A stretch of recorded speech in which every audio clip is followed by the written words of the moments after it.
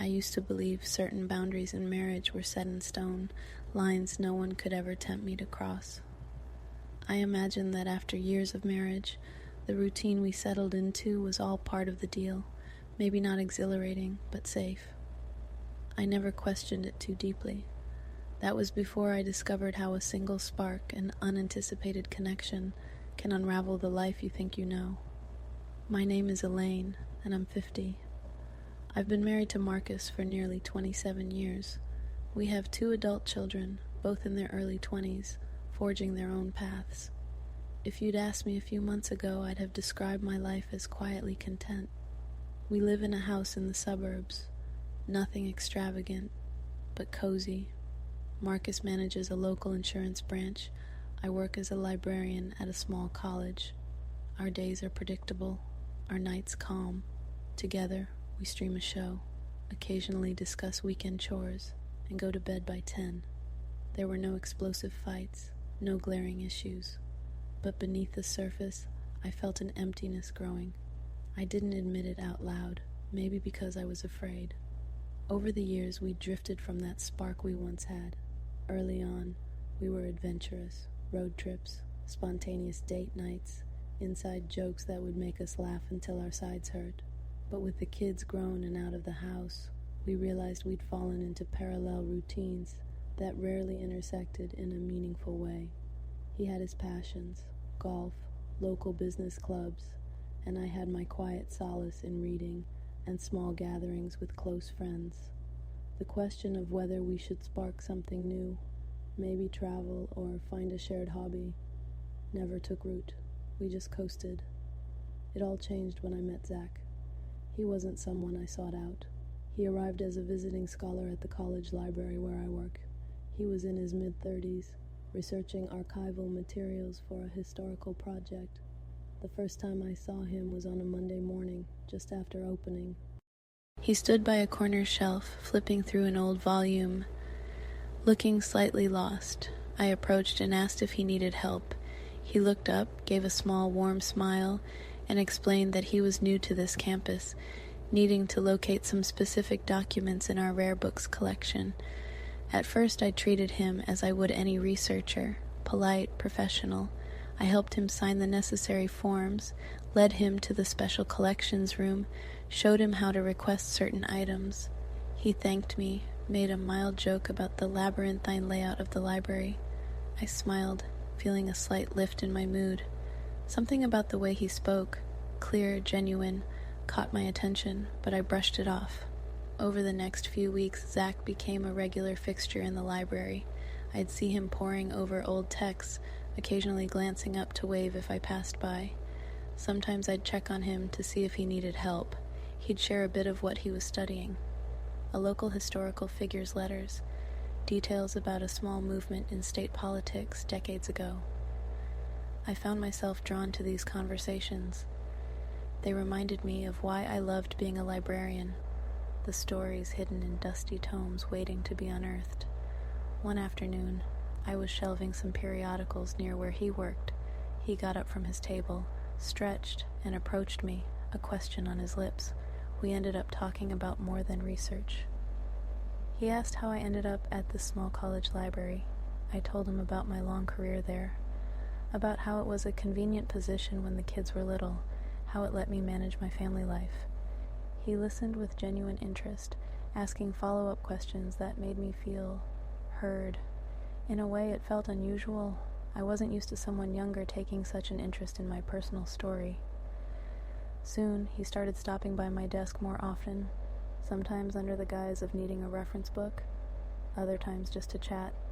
He'd drop little anecdotes about his travels, about the places he'd lived. Zach had a restless spirit, it seemed, never content to remain in one spot for long. I found that both intriguing and intimidating. Meanwhile, I was the woman who had lived in the same house for 2 decades, married to the same man for nearly 3.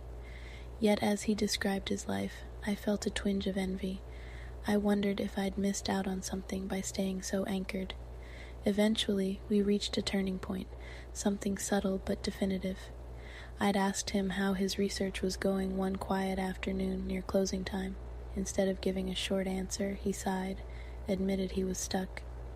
We ended up talking about the stress he felt, the pressure to produce a compelling paper. In return, I told him about how I sometimes felt stuck in my own routine. It was the first truly personal exchange we had, the first time I opened up about feeling restless. He met my eyes and said, "It's never too late to chase something new, you know." A flutter of recognition went through me. When the library closed that night, I realized we were the last to leave. As we walked out into the parking lot, a light drizzle began. We laughed about not having umbrellas. We stood by my car, reluctant to part, caught in the hush of evening. The overhead lamp cast a faint glow on his face. I noticed the fine lines around his eyes, the sincerity in his gaze. I felt my heart pounding in a way I hadn't felt in years. With a shaky laugh, I mumbled goodnight and drove home. At home, Marcus was watching TV. He barely looked up, asked if everything was okay at work. I told him yes, it was fine, just a busy day. I realized how easily that phrase, "it was fine," had become the standard response to everything. As I showered, I replayed the moment outside the library, how Zach's voice had seemed to linger in my ears. Guilt started gnawing at me, but so did a flicker of excitement I couldn't deny. Zach's presence in my life escalated from there in small increments.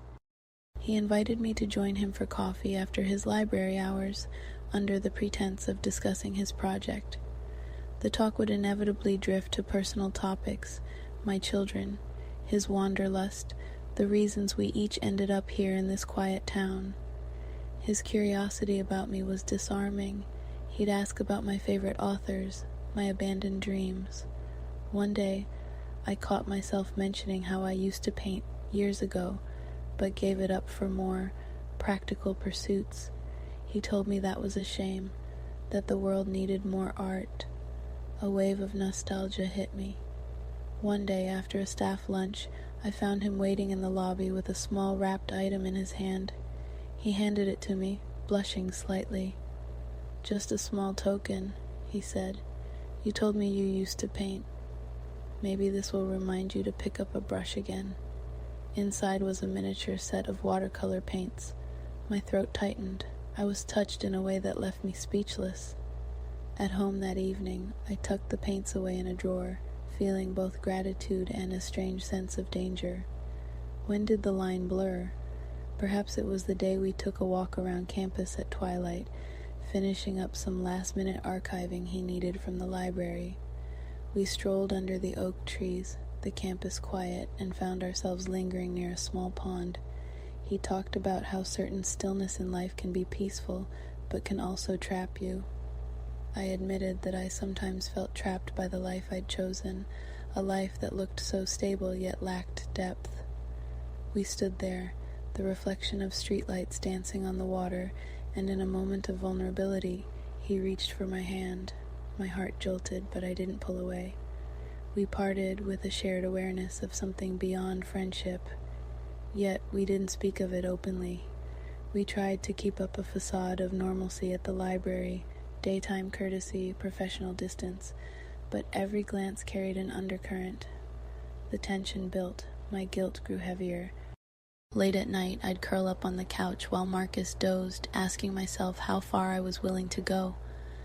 Eventually, the unspoken tension broke during a library fundraising gala. It was a semi-formal event, and Zach asked if I'd be there. I said yes, explaining I was part of the organizing committee. Marcus claimed he had a prior engagement, some after-work dinner with potential clients, so I attended alone. The gala was bustling with donors, faculty, local business owners. Zach found me in the crowd, complimented my dress, offered me a glass of wine. We spoke in hushed tones about the decor, about the speeches, but beneath that small talk, I felt the electricity surging. After the gala ended, as staff tidied the place, we lingered in a corner near the large windows overlooking the city lights. He made a half-laughing remark about how surprisingly exhausting small talk could be. I responded in kind, aware that each time we spoke, we leaned closer than necessary. Suddenly the entire world fell away, and we kissed, quiet, hesitant, then intense. Time seemed to suspend. When we pulled apart, I saw my reflection in the glass. My eyes were bright with emotion I hadn't felt in years. My ring glinted on my hand, a silent reminder of what I was risking. That night, I drove home in a delirium of shame and exhilaration. Marcus was already asleep. I climbed into bed, stared at the ceiling, and wondered if I'd crossed a point of no return. And so the affair began in earnest. We arranged hidden lunches, post-library meetups. We'd talk for hours in his car, or in a quiet corner of the campus gardens. I discovered in him an understanding, a vibrancy that made me feel decades younger. Each lie I told Marcus, fabricating extra library shifts, made up committee meetings, was like a stone added to the weight on my chest. But the moments with Zach felt like breathing in fresh air after years in a sealed room. He'd gently ask if I was okay with everything, if I wanted to stop. Each time I said no, that I needed this, though I knew it was a fragile bubble. Marcus, for a while, didn't suspect. Or maybe he did on some level, but avoided acknowledging it. The household maintained its polite rhythms, but I sensed a shift. He sometimes asked more questions. "You've been out late a lot. Everything all right?" Or, "Why the sudden surge in library duties?" My answers were clipped, uneasy. A part of me wanted him to call me out, to force the confrontation I was too cowardly to initiate. In the end, the confrontation came unexpectedly. One morning, Marcus picked up my phone to silence an alarm, only to see a text from Zach that read, "Missing you already." A short, glaring sentence that spelled out betrayal. The color drained from Marcus's face when I came out of the shower. He stood there, phone in hand, eyes hollow. "Who's missing you, Elaine?" His voice trembled. My heart lurched. We stumbled through a disastrous conversation. My stammered denials, his repeated demands for the truth. Eventually, I admitted I'd grown close to someone else, that we'd gone beyond lines we should never have crossed. He asked if it was physical, if I loved Zach. I had no good answers. I only sobbed, apologizing, repeating that I never meant to hurt him, that I felt lost in a life that no longer felt like mine. Marcus stood there, tears in his eyes, then grabbed his coat and left. Zach, when I told him, offered to give me space, or to stay by my side, whichever I needed. I couldn't articulate what I needed. My world was collapsing, the hush of an empty house echoing my guilt. Marcus moved to a friend's place. We texted a few times about bills, about basic logistics, but the deeper conversation never happened. My children, both away at college, sensed tension, but I gave them half-truths about a rough patch. Every morning, I woke up to the reality of how a silent, stable marriage can be undone by a single match that sets everything aflame. Now, weeks later, I stand in the rubble, uncertain if I can or even want to salvage my marriage. Part of me still loves the memory of who Marcus and I used to be, wonders if therapy or a renewed effort might reawaken something. Another part wonders if I should pursue the path with Zach, if that sense of newness we discovered could become a real foundation.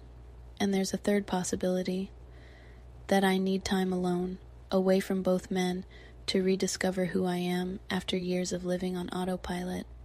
I wish this had a tidy resolution. It doesn't. The truth is, sometimes quietly drifting from your spouse is as lethal to a marriage as any loud betrayal. Maybe if we'd faced our dissatisfaction earlier, we could have prevented this. Maybe if I'd confronted my own longing, I wouldn't have let it explode in an affair. All I know for sure is that ignoring the silent cracks in my life led me here, to a place of heartbreak for everyone involved.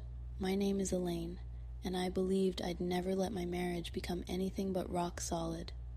Yet, I discovered that safety without real intimacy can be a slow poison. By the time I realized how starved I was for connection, a single spark ignited the entire structure. This is my confession, not a plea for sympathy or absolution. It's a warning of what can happen when we pretend everything's fine, drifting in unspoken loneliness. Perhaps I'll rebuild with Marcus, or I'll find the courage to start anew. Perhaps I'll simply navigate these shattered pieces until I form a clearer picture of who I want to be. For now, I hold on to the lesson.